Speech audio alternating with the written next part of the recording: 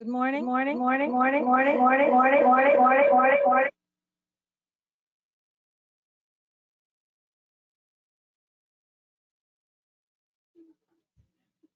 love it. I love it.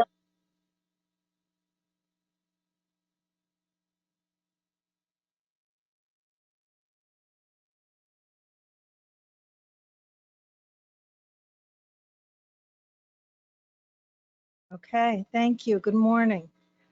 This is a meeting of the Volusia Forever Advisory Committee, April 19th. It is now 11 o'clock.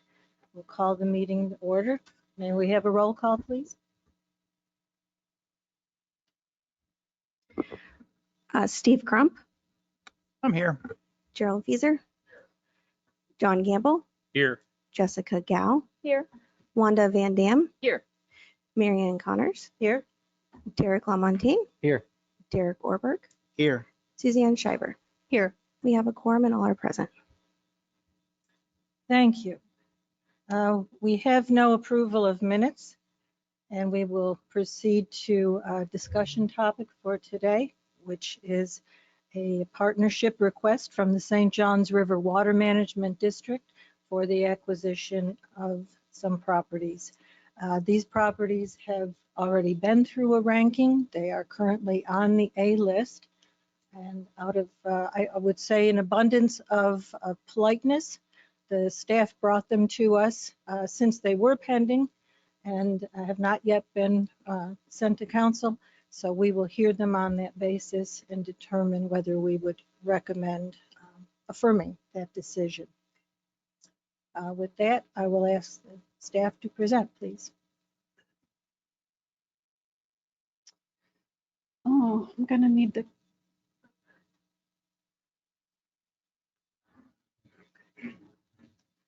Well, good morning. I'm Ginger Adair, Environmental Management Director. I am technology challenged, so, okay. Okay, good morning.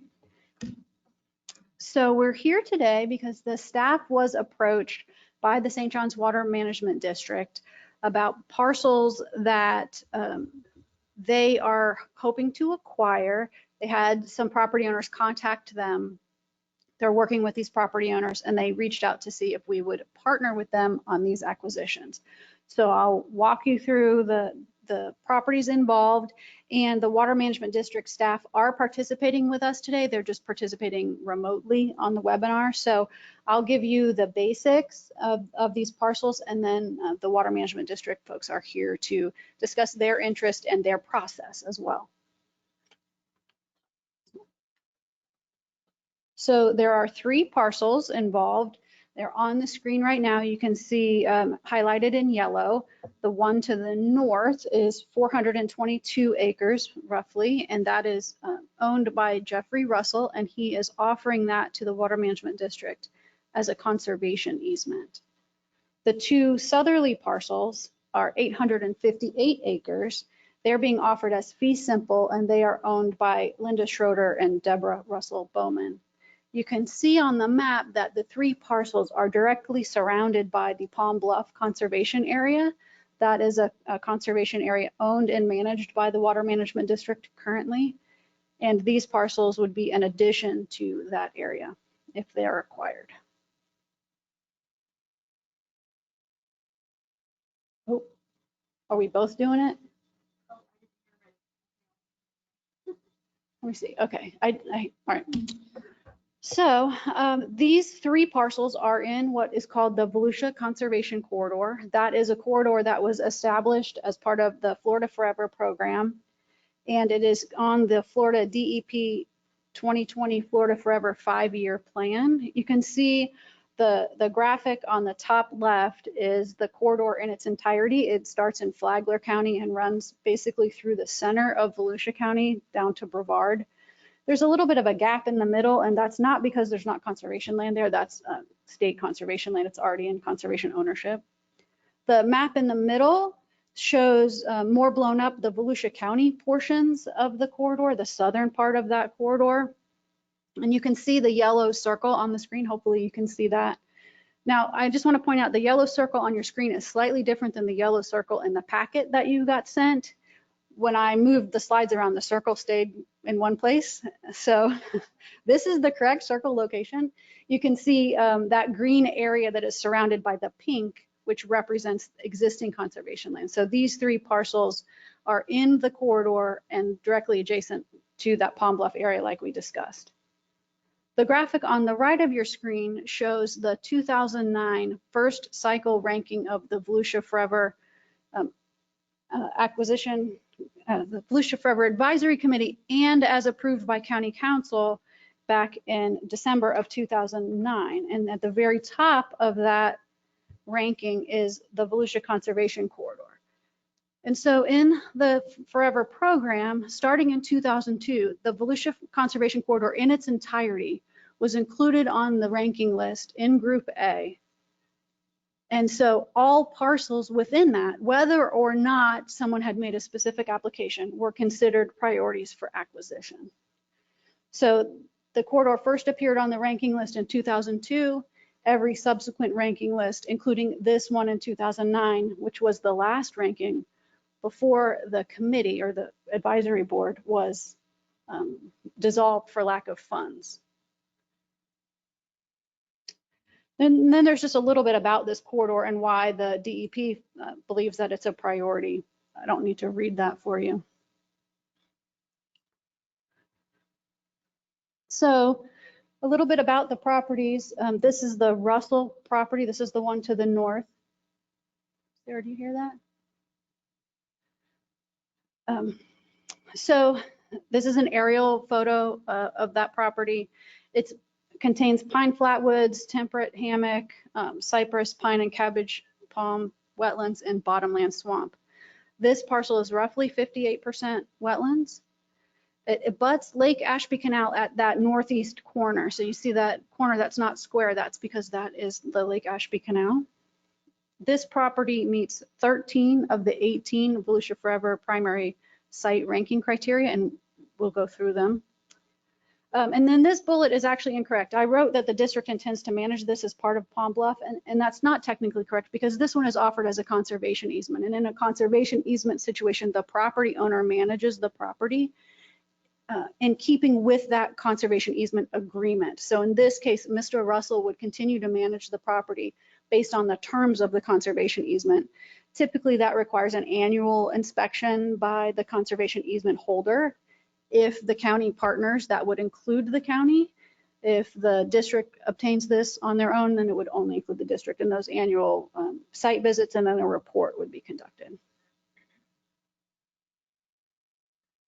These are the 18 ranking criteria.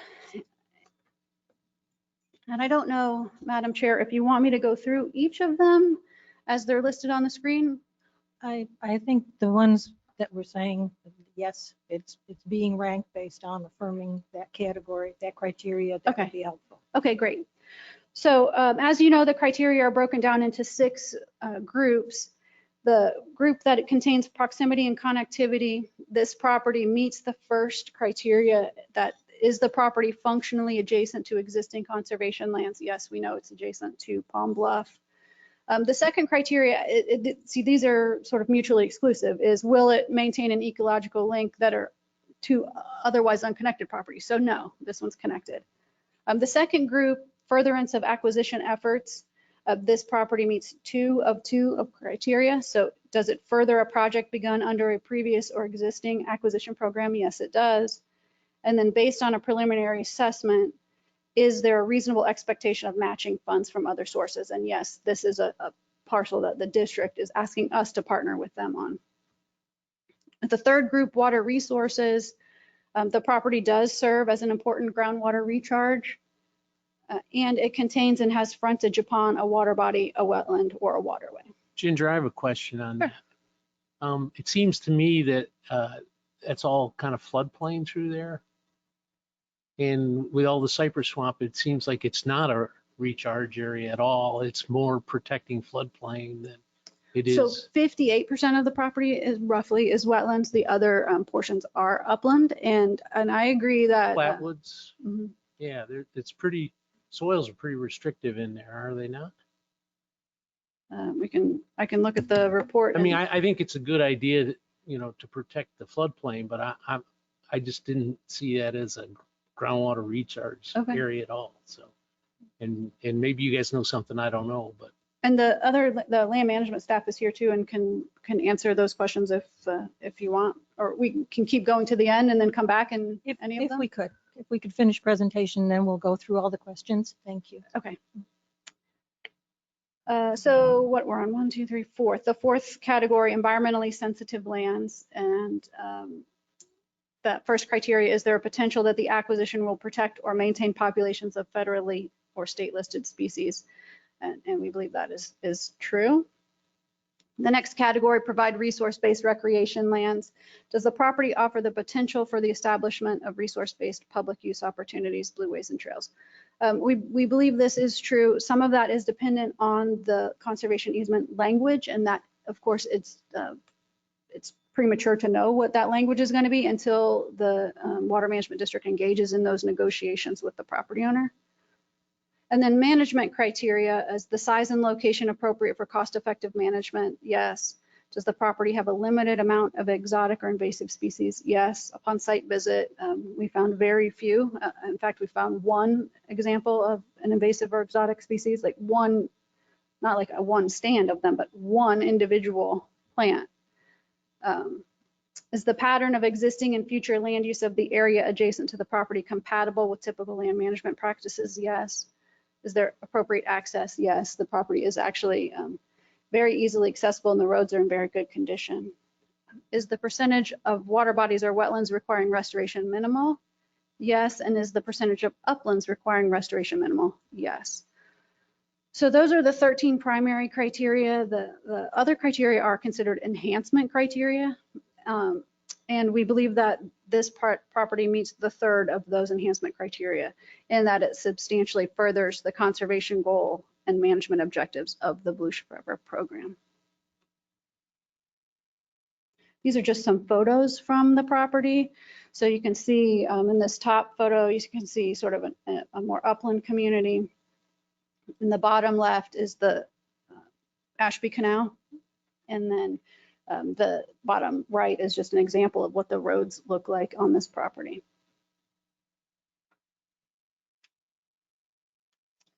Okay, so the next grouping is the Schroeder et al. Property. So this is the two sisters that own the bottom 858 acres. Again, a mix of pine flatwoods, hardwood conifer, cypress, pine, cabbage, wetlands. This one is roughly 75% wetland. And again, we felt that it met 13 of the 18 primary site ranking criteria. This is offered as a fee simple acquisition. So if acquired, that Water Management would manage these two parcels as part of the Palm Bluff Conservation Area. Here are the ranking criteria again. We can go through them all, but they are the same as the other parcel. So I don't know if we necessarily need to do that. Okay. I don't think so. And then here are some photos of this parcel, just sort of indicative. There's an interesting bridge that crosses from the district property onto this one. And then just some examples of what the habitat looks there. There is some planted pine on both of these parcels, and that's pretty much what it looks like. Okay, so unless you have questions for me, the Water Management District, is Mr. Butch on the phone? Okay. So first, I guess, do you have questions for me before you hear from the Water Management District, or would you like to do that after all? No, let's hear from the district. Okay, so on the line is Ramesh Butch. He is the Real Estate Services Director for the Water Management District.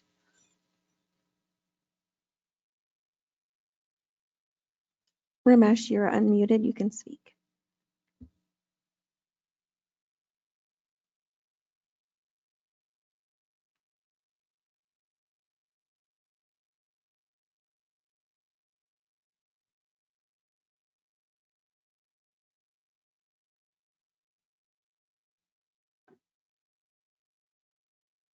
Ramesh, we cannot hear you.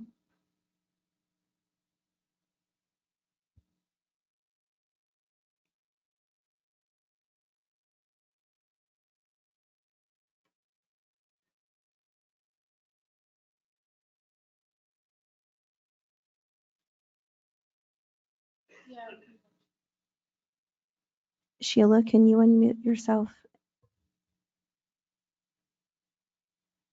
Good morning. This is Sheila Theus with the St. Johns River Water Management District. I'm a real estate services coordinator. And the district reached out to Volusia County to offer a funding partnership on these properties.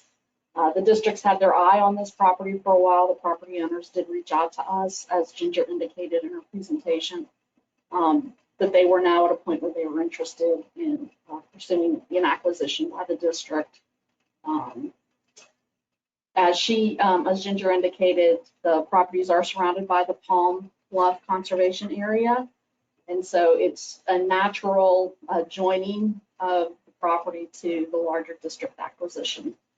And so I guess I'm available to answer any specific questions you have, but we would love to have Volusia County join us in acquiring this land.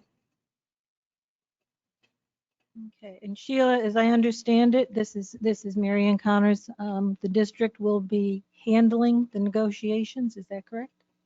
That is correct. We have issued option contracts to the property owners for their respective parcels, and they are currently under their review with their attorneys. And these properties will be brought within the Pine Bluff Management Plan, is that correct? That is correct. The fee simple property currently owned by Linda Schroeder and W. Russell Bauman will be incorporated into the district's conservation management plan. And then the conservation easement requires a management plan as an exhibit to the conservation easement, and it will be consistent with the Palm Bluff Conservation Area Management Plan. Okay. If there are any questions, I'm going to have to just ask the members to raise their hand. I have one question. Has the entitlements for the easement been negotiated yet? They have the Russells have requested, there's some disturbed, developed pasture land, and they've asked for the right to build a pretty primitive camping cabin, bring in a residential well and some utilities, and possibly dig a shallow kind of agricultural pond. Not for agricultural purposes, but really for a visual aesthetic. And so we have agreed, because it's already in the disturbed area, that those would be permissible reserved rights in the property.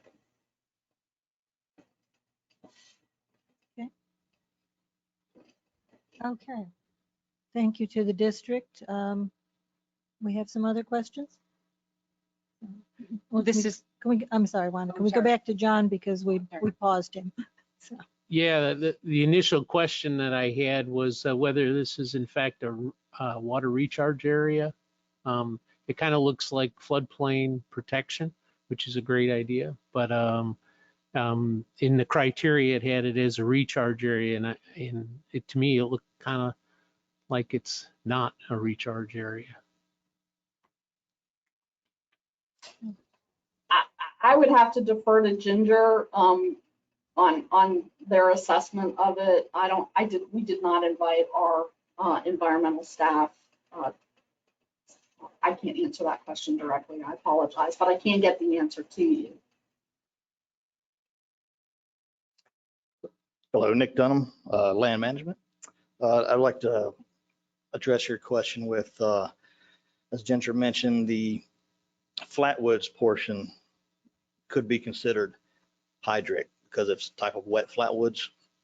So in the FNA categories, Florida Natural Areas Inventory, wet flatwoods can be considered water recharge, even though it is a poorly draining soil versus sand hill, which is a very well draining soil. So anything that's dry could be a recharge area. That's basically what you're saying. Yes. And there's seasonal water above the surface out there on those flatwoods? Yes. Gotcha. All set? Good. Wanda? You're good? Look this way. Any questions? So we're now asking questions?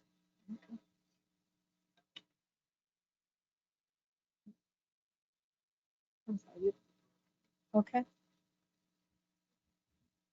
This is Steve Crump asking Sheila, the property that you're doing the conservation easement on, do you have a right of first refusal to purchase it in the future should it ever come up for sale? We certainly have that provision. We've also offered to the Russells a right for it to just be an automatic reverter over a specific time period or upon the death of Mr. Russell or his wife. But that is currently a negotiated clause, so we hope that it will be either an automatic reverter, is which we would ultimately like to have, or a first refusal. All right, thank you very much.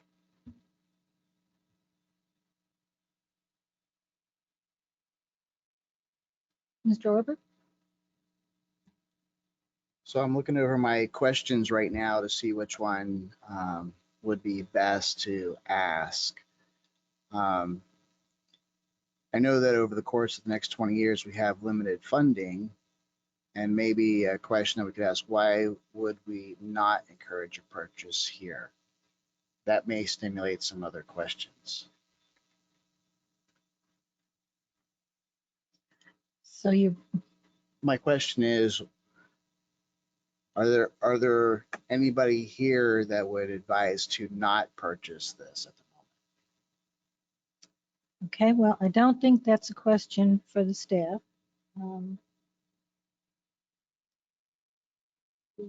I have a question pertaining to the borrow pit that's within the preserve itself. It's listed on there, but you can't see anything. And even when I went to, well, you can't tell anything on that, but it's listed on one of those images. Yeah, can you help me out? In the packet, are you speaking of?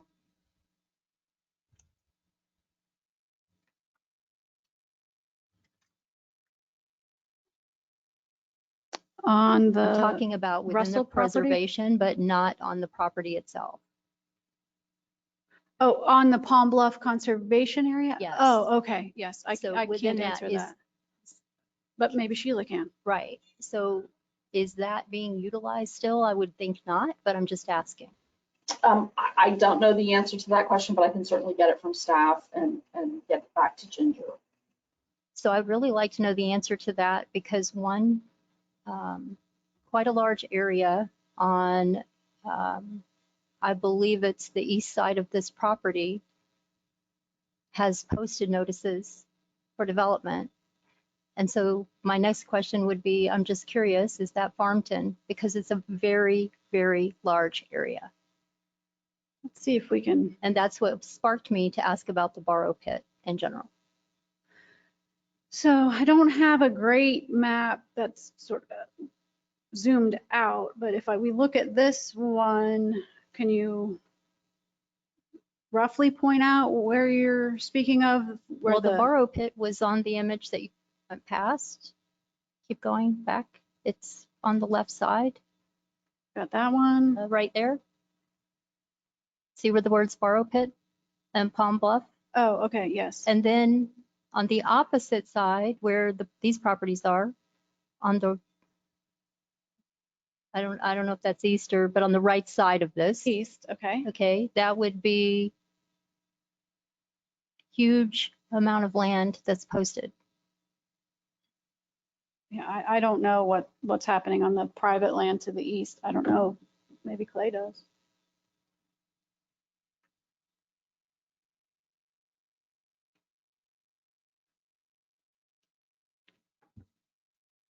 Good morning, Clay Urban, Director of Growth and Resource Management. The area that's to the east is not currently under any kind of development review approval in unincorporated Volusia County. The Farmton area cannot develop nor on the southern portion until 2025. 2018, they were allowed to develop what they call the gateway, which is the portion that's been annexed by Edgewater and then a piece of land that's a little bit further west on 442. But right now, Volusia County does not have anything slated for the portion of the gateway that's in Volusia County for approval. Okay, so the development that I saw is just not in Volusia County.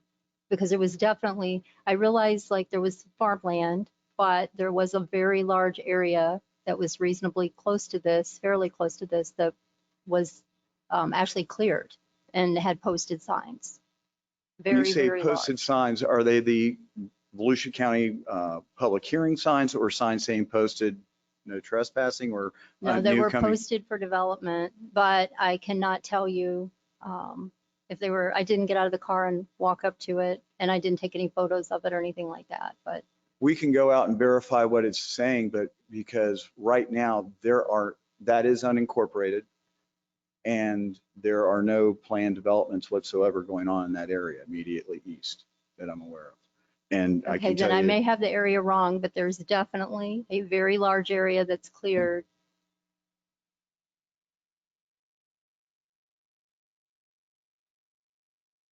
So, but that's fine. I just was curious if staff could answer and about the borrow pit too. and your surname was on the east side of 415? So I live in Ormond, but I was there. I cannot, I believe, yes, I believe it was. I Okay, believe because it there was. was recently in the last year, a development of a outdoor recreation facility in that, but it's not on the east side of the subject property. Okay, I It's know on how the I west. can better identify this. The trail for the bikes, the bike trail. Yes, Okay, one of the developments is right there where that bike trail looks like it comes to an end. And then north of that, there was a very, very large piece of land that has a posted sign. So both of those, and as a matter of fact, there was construction equipment at the end of the bike trail.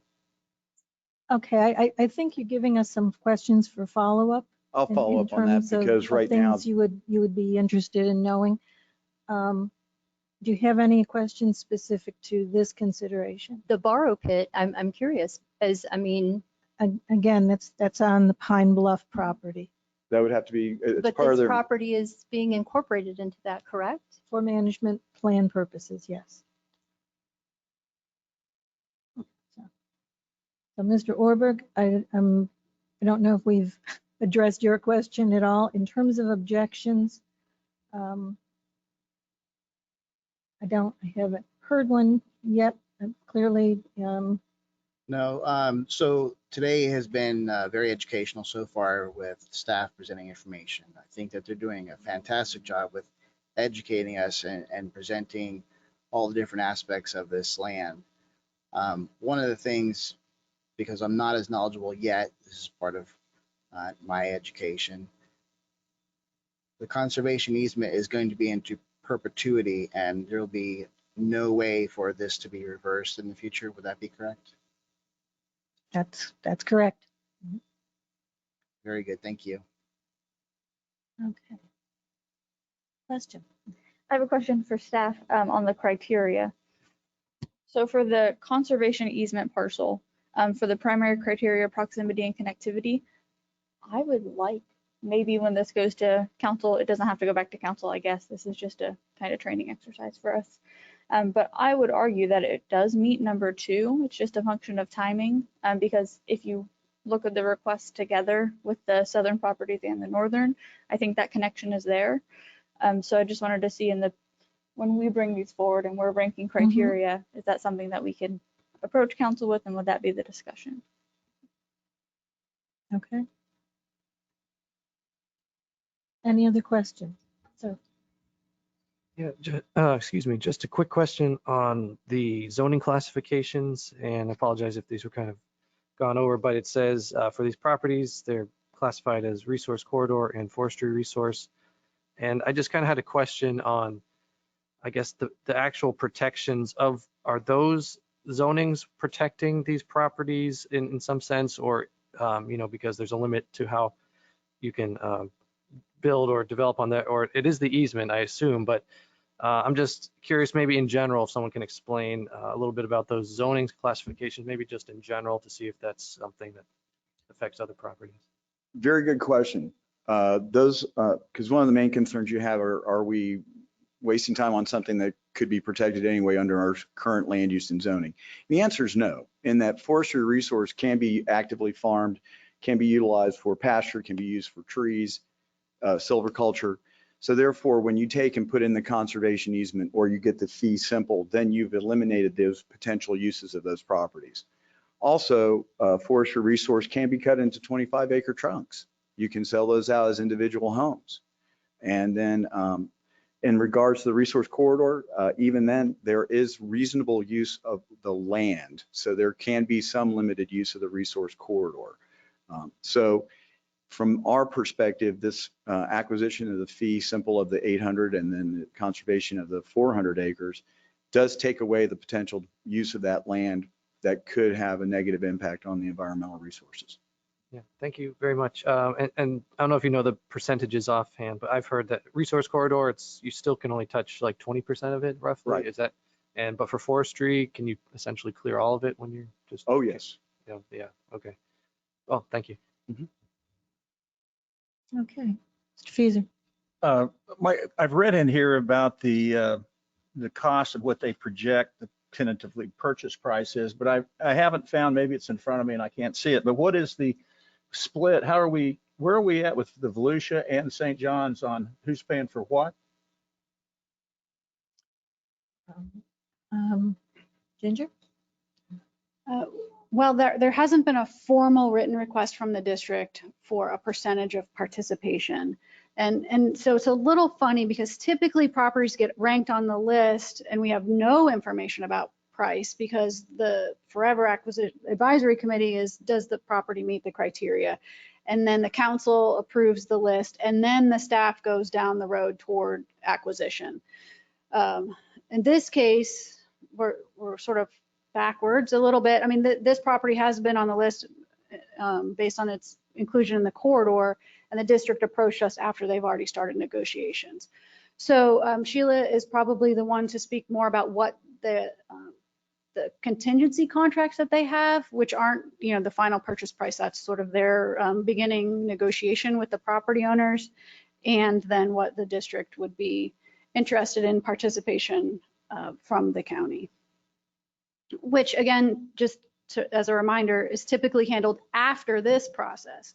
This process is more typically does the property qualify, and then the negotiations happen with the legal department and the acquisition staff after it's ranked. Yeah. That's, Well, can I have a follow-up to that then? So historically, because this is what kind of confuses me about this whole process, because it's kind of like, well, we're going off what we did 12, 13, 15, 20 years ago. And so it's like, okay, we want y'all to rubber stamp it or go along with it or whatever, because it's already there. And I get that. But, I also know that we're getting ready to go through a process of listening lessons. And I anticipate that probably these rules will be tweaked some, and we may go off into a different direction. I don't know that we will, but we may.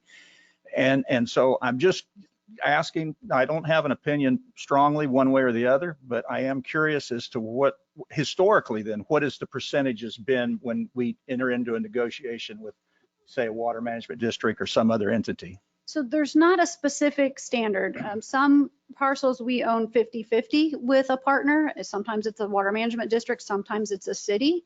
Sometimes there's Florida Communities Trust grant money. Some properties we own 60-40, like the Stenaki piece out at Door Sleeper, we own that 60-40 with the city. So there isn't a set number. It's really about how you can cobble together the funds with all the partners to meet the need. And then whatever that split is, if it's a fee simple acquisition, the county owns 60% of the property, right? We hold title in common with the property owner, except for the state. The state does not hold title in common. So even when we have money in state acquisitions, the title is held only by the state. There are lots of examples of that around the county.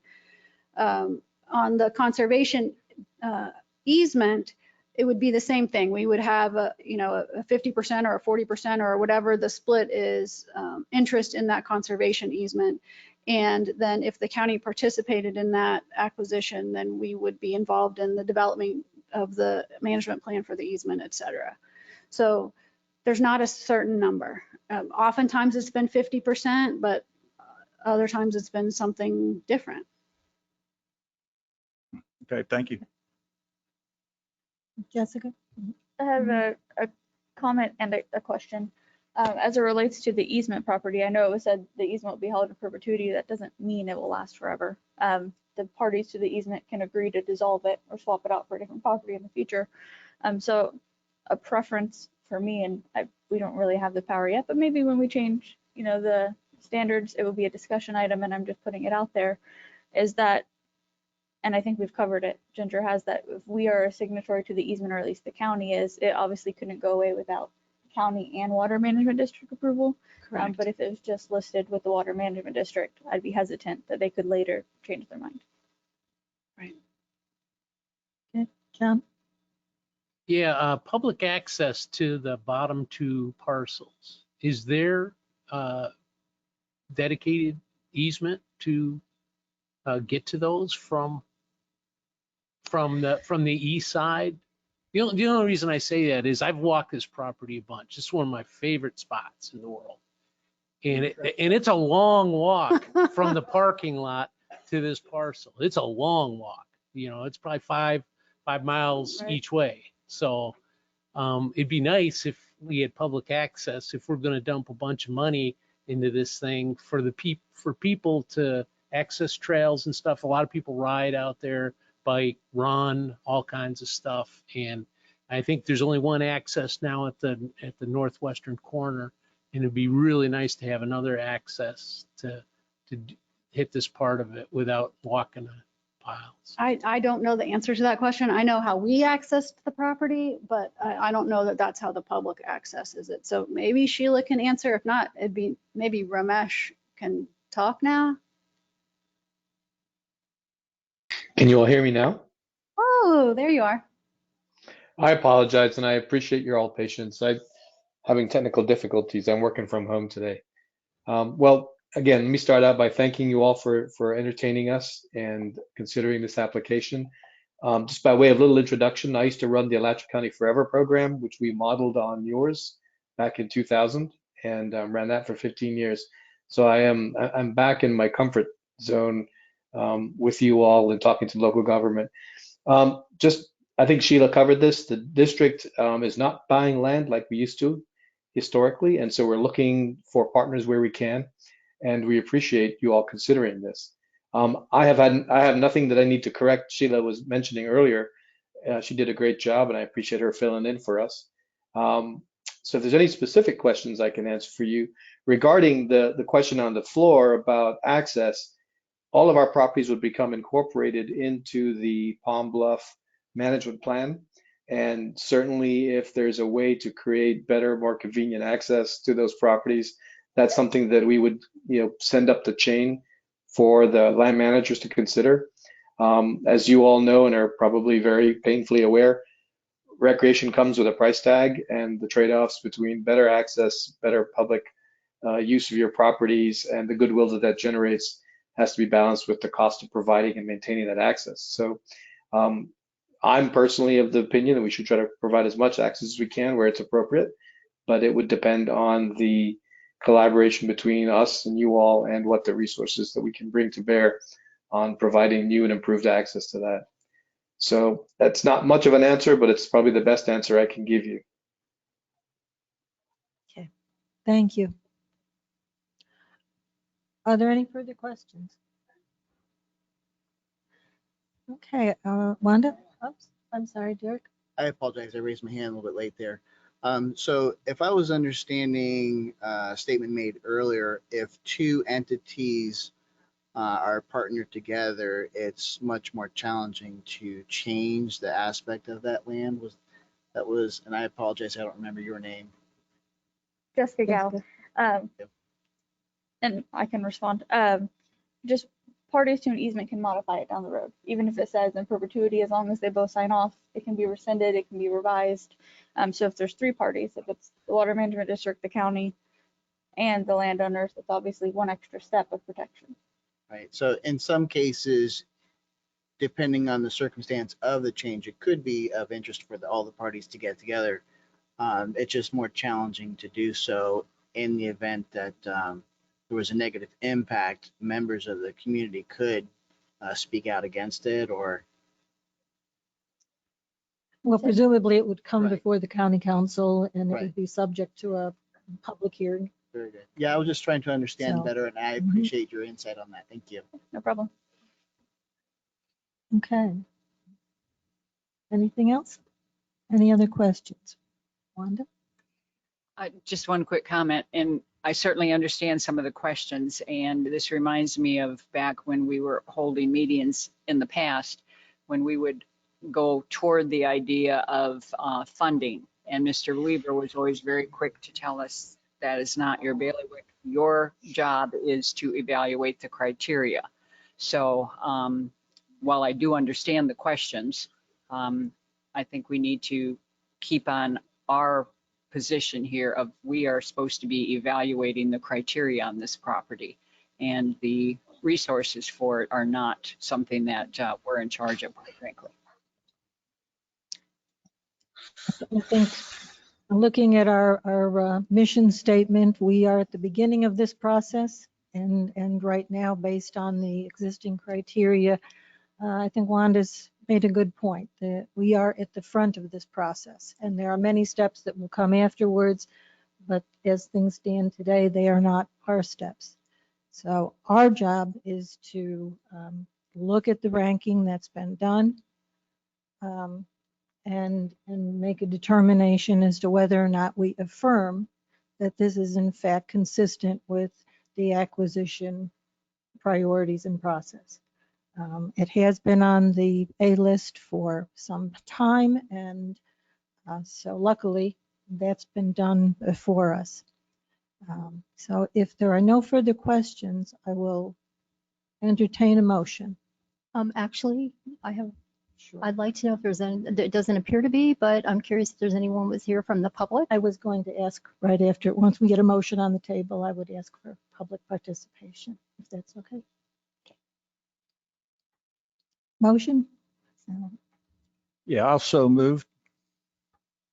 Okay, so in the motion is to affirm the ranking of the Russell properties Correct. for acquisition under the Volusia Forever funding. Yeah, I think that's what I said. I thought so too. I'll So, second that. Okay, we have a motion and a second. Is there any further participation, public participation? Miss, please come down.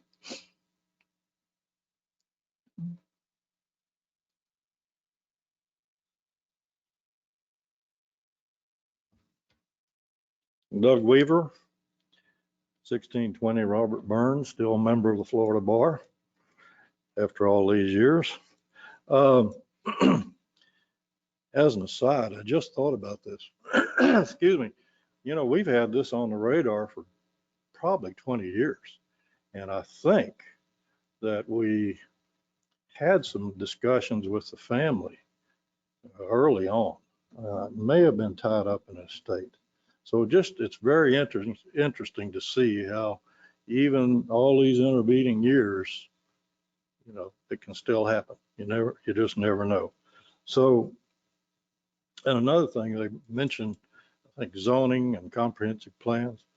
Typically what we did is, especially on the fee simple, we would come back and amend the comprehensive plan to show these lands as conservation and rezone them conservation.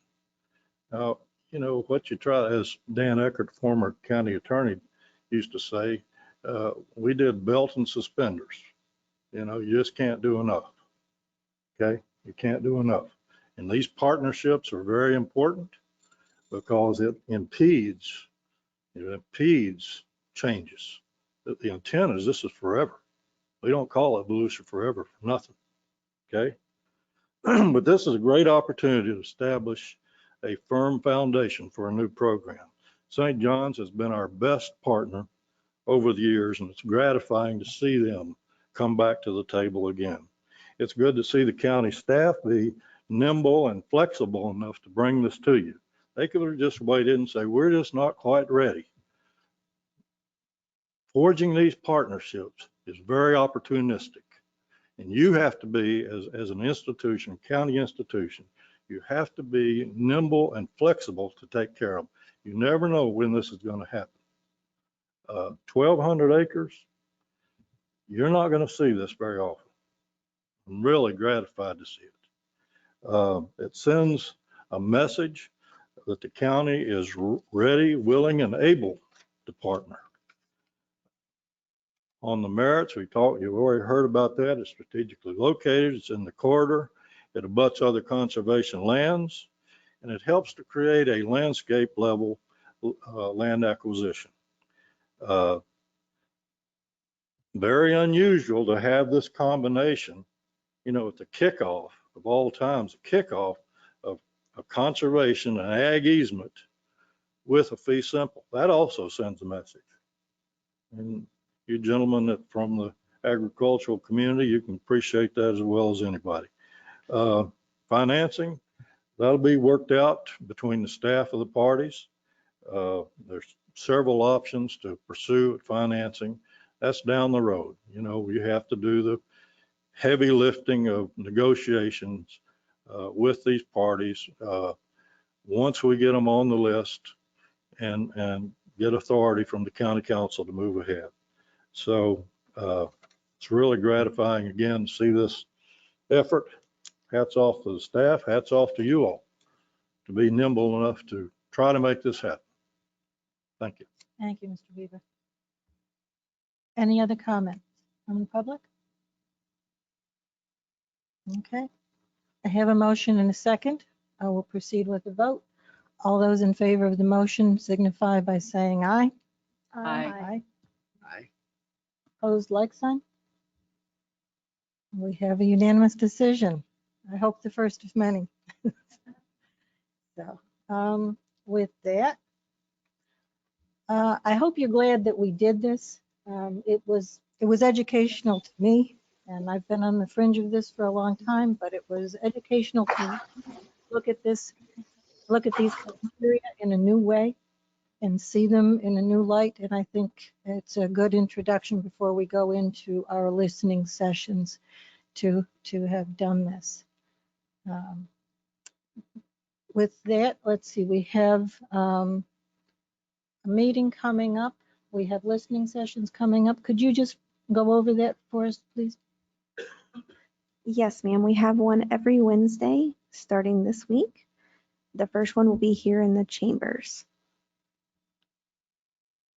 And then following that, has the date been set for a meeting to discuss the yes. listening sessions? Yes, ma'am. Let me just confirm on the calendar before I speak. Is July. I apologize for not having this. 23rd. Okay. Thank you so much. Do we have any other business to attend to? I'm sorry, I misspoke. That's June 25th is to review the listening sessions, and July 13th is to meet with council. Okay. It's June 25th. I hope we will able to meet at the listening sessions. I think they're going to be interesting and productive. I think there are some thoughts at the dais today in terms of things that we might want to hope to see in the future in terms of how we're looking at these properties. So, Clay, anything else? Oops, Mr. Feaser? I have one question that it came up when we were talking about, is it forever or not? And this is a parcel that's out in DeLeon Springs area between DeLeon and Barberville. It's part of the David Strawn property. And it was an area that they had an easement on it. But then I've read in the last year or two that DOT has acquired this 50 or 80 acres in exchange with the Water Management District and Volusia Forever. But there was never anything else. Was it a trade? Did they pay us money? Or are they doing something else with it? And I just, for my own personal interest, because it was the only time I ever heard of a Volusia Forever easement being changed. And so it doesn't need to be answered now if you don't know, but I'm curious what the story is behind that. if it's the piece that's associated with the widening of 17 and DOT is out there looking at trying to acquire it, they did pick up a piece of land that they reimbursed us that was acquired for Volusia Forever for conservation purposes. That they purchased it from us for widening of. Okay, so what does that mean? That originally they showed they had a 4-acre pond on the property, but they just bought 50 or 60 acres of the property. So are they going to put a borrow pit on that, on the whole 50 or 60 acres, or what? I mean, That I can't answer. I can tell you that basically why we have the money right now in the Volusia Forever acquisition fund is because of that amount. Correct me if I'm wrong. Right. And Ramesh, if you're still online, or Sheila, I know you can speak to this as well. It was part of the acquisition for the widening of 1792, which, if I remember correctly, they're going to put it's going to be stormwater runoff or retention pond in that area. I'm not aware. There's several other parcels in there that are being acquired for FDOT. I don't think it was 50 acres. I thought it was more along 9 acres. If I'm maybe I'm incorrect. We can find out the specifics from our. Back to you. I just don't want to see a shell game happen where DOT says, because a lot of times on their projects, when they widen and they're taking environmentally sensitive land, they have to acquire, inputs like they did State Road 44 over here. I just don't want to see a shell game where they say, well, we're going to go acquire some environmentally sensitive land, but it was already protected under environmentally sensitive land, and we just paid one entity to cover somebody, I understand where you're coming from, to make sure, There's no shell. first and foremost, what are the plans? Second of all, if it's impacting environmentally sensitive lands, what are they doing as far as mitigation? Well, that and the other thing, that was agricultural lands. That was one of the best parcel pastures. That whole area out through there is the best farmland in Volusia County. And it was being used in agricultural purposes under that easement that was had with St. John's and Volusia Forever. Now it's growing up in dog fennels, like it's not being managed. It's bad. It's a lot of invasive species are taking over. And I mean, I know that's not our issue. That's an issue with DOT that I'm personally fighting ourselves right now. But still, it's just curious to see what's going on with that. Let us do some research and we'll get back with you. I appreciate it. Thank you. The question that I had asked about the development was pertinent to exactly what he is saying. That was the reason that I asked about the development, where it was located in relationship to this. The question got answered, which I didn't specifically ask about the easement and forever. And the gentleman that spoke actually answered part of what I was wanting to hear someone say. So while I might not have stated it so eloquently that everyone understood, it took 3 people to get to where I was going with what I was talking about pertaining to the development. Even though this is about land acquisition, what is happening around it does matter. I think that's what that gentleman just said. Okay. What I wanted to do is just kind of give everybody a quick overview of what we're expecting to occur on Wednesday, so that way there's no surprises. Basically, we'll go ahead and call the meeting from the chair, and then staff will do a quick introduction. We have a prepared video that goes over a PowerPoint that we're going to be showing at all of the meetings. The reason why we did it this way is that way there's consistency in the language and consistency in the information being provided to the public. Also, it's going to be available online so that way, if you cannot attend, you can at least see what the video is going to look like. Then from there, after we go through that, it will literally be open for public comment. We are trying to make sure that folks can register online and participate online if they cannot make it in person, that they have access to be able to provide us questions in advance, that they have the ability to attend and ask questions, provide comments, those types of things. Your engagement with the public is up to y'all. It's again, it's again a listening session. So when you have listening, sometimes there's questions. So there's always that opportunity. At the conclusion of that, we will then start pulling together all of the comments and pulling them so that we can bring back to you in June a summary of all of the recommendations, all the questions, all the comments, so that you as the advisory committee can go through those and say, keep, modify, change, accept, whatever, however way you want to handle it, so that way in July, when we have the joint workshop with the county council, they will have a concise report of all the comments that came in and those that y'all as the advisory committee are making a recommendation to follow up on. So that's basically the process that we're going to be going through. We're mimicking right now what the ECHO committee is going through right now. They were able to do it in a little bit more expedited process. We do appreciate y'all's patience in stretching it out over 5 weeks. If there's any questions for staff, we're here to answer those questions. Clay, one question. We're still just taking comments on the acquisition process, It's every, not what the public would like the land used for or anything like that. there's no limitations on the comments that can be provided Okay. through the listening sessions. Okay. And that is the critical part, is that our So council. it could be soup to nuts. Yes, sir. Okay. As long as it's, and again, there is the limitation of the enabling resolution that basically set up the ballot question. So if someone said we need to buy it and tear everything out and make it into a motocross park, that can be that's not going to necessarily fly with Volusia forever. Wanda? If I could ask, given the fact that we did have language on the ballot, and I want to make sure that we stay within language that was Yes. on the ballot, who decides that? That will be a decision by the county council based on the input from y'all. And again, as part of the presentation, you will see the ballot language is first and foremost. It's the first or second slide in, and we go over it in detail. Then we point out that almost 76% of the electorate voted for it. But the ballot language is not the criteria. I'll just point out. Correct. It just, again, the ballot language just sets the broad parameters of what it can be focused on. Yes, ma'am. So Clay, let me just follow up on that. If the members of the committee have input in terms of criteria, structure, process, is it the June 25th meeting that's the appropriate time to bring that forward, or is that brought forward in different listening sessions? Y'all are welcome to do anything you want with that from that perspective. I would just sit there and listen throughout the entire thing, because someone could bring something up with this next coming session and y'all may think it's kind of quirky, may not work, but then you hear it 2 or 3 other times and in different ways, it may make sense. So I would like for it to, and again, this is just me making the recommendation, not necessarily that you have to take it up, but it would provide you with an opportunity if you could have the continuity of all listening sessions. Okay. Donna Butler, Mhm. Community Services Director for ECHO. Our meetings went great. We were really excited. We were done in almost an hour for each one of them.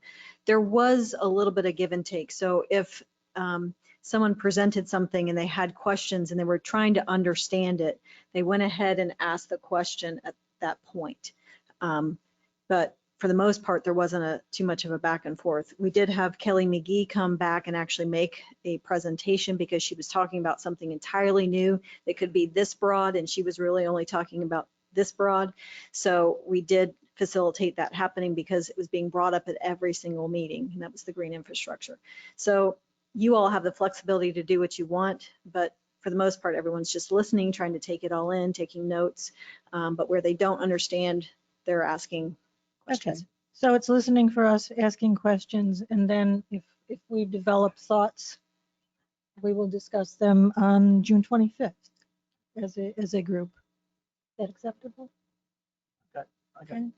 Sir? Quick question, probably for council. I seem to remember or have read that you needed a list of properties that I or committee members own or control to avoid any conflict of interest. Is that correct? Yes, sir. I think that was a part of your application process, I believe. I don't believe I turned in any property lists. Okay. If you want to amend your application process, you can do that through Ms. Carissa Green, and I'm sure we can provide you her email number, but she's the one that's been in charge of accepting the applications. Or you can talk to me and I'll get what you need. All right, very good. Okay. I think there was a disclosure requirement in the application, I thought. I did not list any parcel numbers or property addresses or any, they didn't ask well, I guess my house address is on there, but I just want to make sure I'm above Yes, board sir. on all things. Okay. No problem. We'll make sure that council will correct. I'm sorry, sir. So I have a follow-up question to Mr. Pfizer. So we were talking about land swaps, and I know this is outside of our scope, but this is relevant to taxpayers of Volusia County. When a land swap takes place, does public have the ability to comment as public funds were used in the purchase of said land? So I can answer that. I think Russ Brown, I don't know if I've identified myself, Russ Brown, County Attorney's Office. So a land exchange, yes, there's a public comment period. It has to be advertised. And traditionally, whether that's with a private entity and the county or cities with exchange, those are advertised. Mr. Feeser, I believe there's a lot going on in the acquisitions with FDOT. A lot of times it's under the guise of condemnation. And so where FDOT's going to acquire the land anyway, whether you agree to a price or not through the condemnation process. So those are kind of entirely different than an exchange. Thank you. Any further comments or questions? Any further business? Okay, I have a motion to adjourn. Is there a second? A second. Thank you. And a vote? Move to adjourn? Aye. All those saying aye? Thank you. We are adjourned.